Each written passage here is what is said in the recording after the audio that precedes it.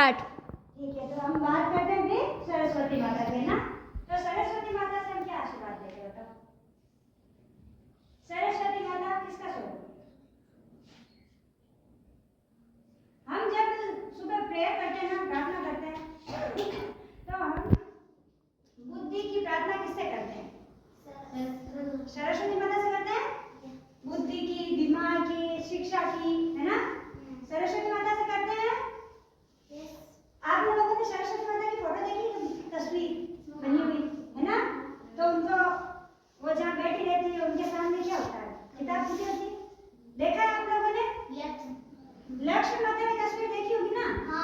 वो ऐसे कमर में बैठी रहती है, तो उनके चारों ओर धन घिरा होता है ना, पैसे सिक्के खूब सारे घिरे होते हैं। सरस्वती माता के सामने क्या रखा होता है? वीणा, संगीत, है ना?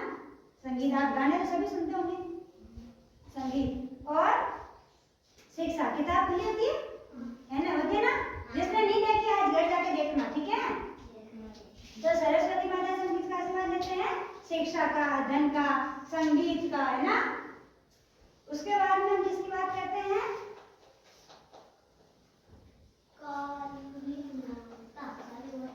काली माता। काली माता किसका अवतार है बताओ? काली माता है पार्वती माता का। किसका है? पार्वती माता। पार्वती माता का।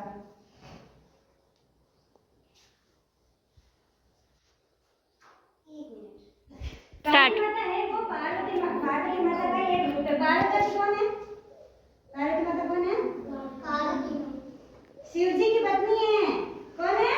शिव जी भगवान जानते हैं ना, उनकी पत्नी है। तो उनका एक रूप है काली माता, है ना? काली माता हो गया, चंडी माता हो गया, आप लोगों ने सुना होगा ना? ये सब पार्वती जी के रूप है ना? जब इनका गुस्सा आता है, जब बहुत ज्यादा बुराई होती है ना, एक अच्छाई होती है, बुराई होती है, तो जब बुराई हद से ज्यादा बढ़ जाती है तो पार्वती माता है वो काली माँ का रूप लेती है ना।